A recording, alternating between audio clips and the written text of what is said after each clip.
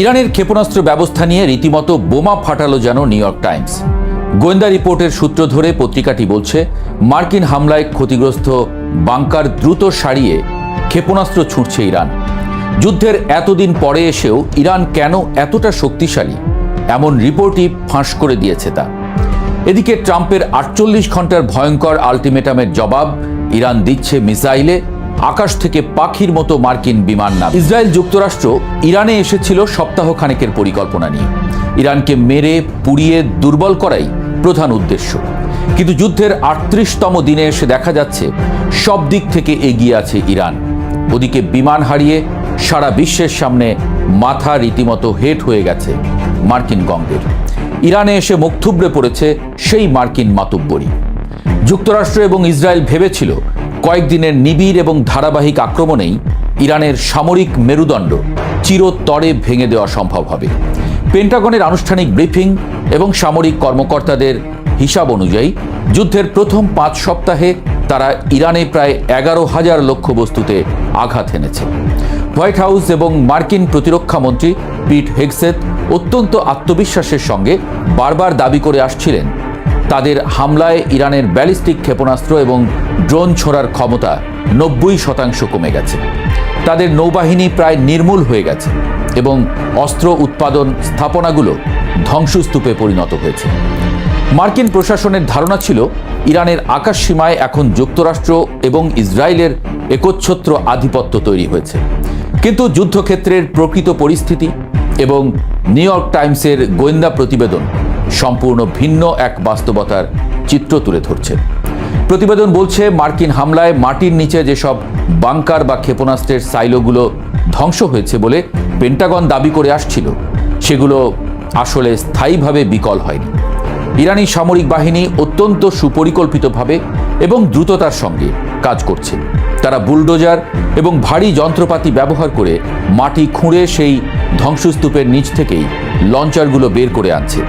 বিমান হামলার মাত্র কয়েক ঘন্টার মধ্যেই সেই লঞ্চারগুলো পুনরায় সচল করে যুক্তরাষ্ট্র ও তার মিত্রদের বিভিন্ন ঘাঁটির দিকে তাক করা হচ্ছে।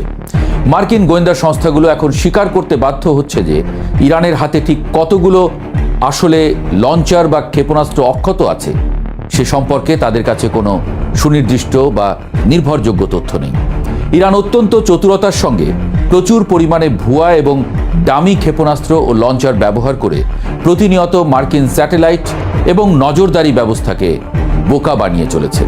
সামরিক পরাশক্তি হিসেবে যুক্তরাষ্ট্র সবসময় তাদের বিমান বাহিনীর অপরাজেয় ক্ষমতার কথা সারা বিশ্বে প্রচার করে এসেছে।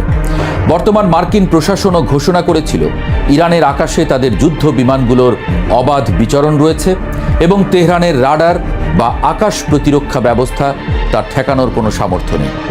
কিন্তু এই অজেয় ভাবমূর্তির পতন ঘটেছে অত্যন্ত শোচনীয়ভাবে।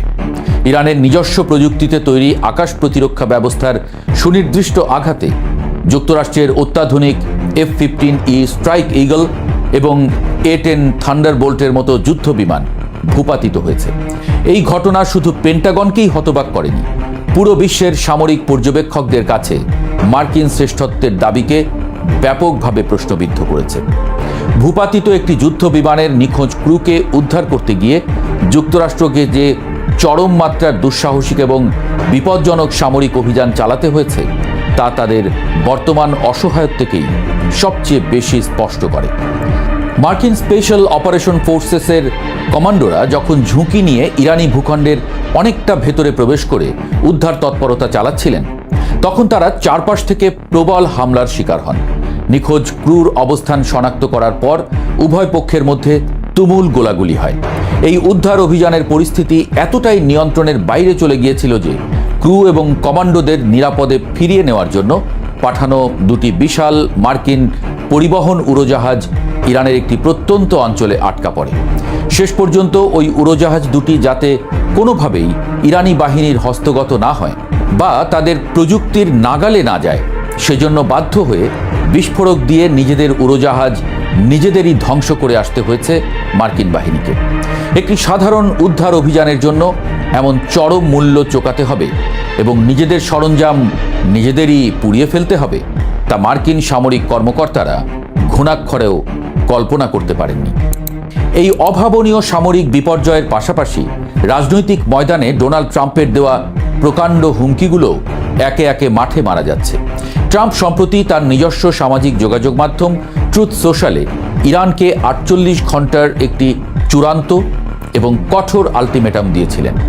তিনি সরাসরি হুঁশিয়ারি উচ্চারণ করেছিলেন যে এই নির্দিষ্ট সময়ের মধ্যে হরমুজ প্রণালী সব ধরনের বাণিজ্যিক জাহাজের জন্য খুলে দেওয়া না হলে এবং একটি সমঝোতা চুক্তিতে না পৌঁছালে ইরানের উপর চরম বিপর্যয় নামিয়ে আনা হবে।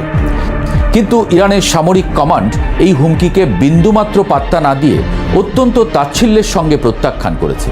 ইরানি জেনারেলরা ট্রাম্পের এই পদক্ষেপকে একজন অসহায়, আতঙ্কিত এবং ভারসাম্যহীন নেতার বেপরোয়া প্রলাপ বলে আখ্যায়িত করেছেন।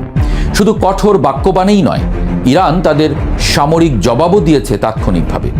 ট্রাম্পের বেঁধে দেওয়া সময়সীমা শেষ হওয়ার আগেই ইসরায়েল এবং কুয়েতের বিভিন্ন গুরুত্বপূর্ণ লক্ষ্যবস্তুতে ব্যালিস্টিক ক্ষেপণাস্ত্র এবং ঝাঁকে ঝাঁকে ড্রোন হামলা চালিয়েছে তেহরান। এসব হামলায় ইসরায়েলের হাইফা শহরের তেল শোধনাগার, শিল্প ভবন এবং জ্বালানি ট্যাঙ্কারে ভয়াবহ অগ্নিকাণ্ডের সৃষ্টি হয়। কুয়েতে অবস্থিত মার্কিন স্বার্থ সংশ্লিষ্ট তেল শিল্প কমপ্লেক্স এবং সামরিক ঘাঁটিতেও আঘাত হানা হয়েছে। এটি অত্যন্ত স্পষ্টভাবে প্রমাণ করে যে নিরবচ্ছিন্ন হামলার 1 মাসের বেশি সময় পার হবার পরও ইরানের সামরিক কমান্ড কাঠামো সম্পূর্ণ অক্ষত এবং কার্যকর আছে। তারা নিজেদের সুবিধা মতো যে কোনো সময় যে কোনো স্থানে নিখুঁত আক্রমণ শানাতে সক্ষম। যুক্তরাষ্ট্রের অভ্যন্তরীণ রাজনীতি, সাধারণ জনমত এবং সামগ্রিক অর্থনীতিতেও এই দীর্ঘায়িত যুদ্ধের মারাত্মক নেতিবাচক প্রভাব পড়তে শুরু করেছে। রয়টার্স, ইপসসের মতো আন্তর্জাতিক স্বীকৃত প্রতিষ্ঠানের সাম্প্রতিক জরিপে দেখা গেছে 2/3 মার্কিন নাগরিক এই অন্তহীন সংঘাতের দ্রুত সমাপ্তি চাইছেন। সাধারণ মার্কিনিরা তীব্রভাবে মনে করছেন এই যুদ্ধে যুক্তরাষ্ট্রের করদাতাদের যে বিপুল পরিমাণ অর্থ প্রতিদিন পুড়ছে তার কোনো যৌক্তিকতা নেই। যুদ্ধের শুরুতে প্রশাসনের পক্ষ থেকে কোনো সুনির্দিষ্ট লক্ষ্যমাত্রা নির্ধারণ করা হয়নি এবং সময়ের সঙ্গে সঙ্গে উদ্দেশ্যগুলো বারবার পরিবর্তন করা হয়েছে। শুরুতে বলা হয়েছিল ইরানের পারমাণবিক সক্ষমতা ধ্বংস করাই প্রধান লক্ষ্য। এরপর বলা হলো ব্যালিস্টিক ক্ষেপণাস্ত্র সক্ষমতা নষ্ট করা হবে। কিন্তু বাস্তবে কোনোটিতেই কাঙ্ক্ষিত সাফল্য আসেনি। উল্টো যুক্তরাষ্ট্রের সাধারণ সেনাদের জীবন এখন মারাত্মক ঝুঁকির মুখে পড়েছে বলে 86% মার্কিন নাগরিক গভীরভাবে বিশ্বাস করেন। যুদ্ধের প্রত্যক্ষ প্রভাবে বিশ্ববাজারে জ্বালানি তেলের দাম হুহু করে বাড়ছে। হরমুজ প্রণালীতে সৃষ্ট অচলাবস্থার কারণে সাপ্লাই চেইন বা সরবরাহ ব্যবস্থা ভেঙে পড়ায় যুক্তরাষ্ট্রের ভেতরেও মূল্যস্ফীতি বাড়ছে, যা সাধারণ মানুষের দৈনন্দিন জীবনযাত্রাকে কঠিন করে তুলেছে। দেশের অভ্যন্তরে অর্থনৈতিক অস্থিতিশীলতা চরম আকার ধারণ করায় ট্রাম্পের নিজ দল রিপাবলিকান পার্টির অনেক প্রভাবশালী আইন প্রণেতাও এখন যুদ্ধের বিপক্ষে প্রকাশ্য অবস্থান নিতে শুরু করেছেন। তারা প্রশাসনকে স্পষ্ট জানিয়ে দিয়েছেন, কংগ্রেসের আনুষ্ঠানিক অনুমোদন এবং সুনির্দিষ্ট যুদ্ধ পরিকল্পনা ছাড়া এই সংঘাতে তারা আর কোনো বাড়তি অর্থায়ন বা সামরিক বাজেট সমর্থন করবেন না। ভৌগোলিক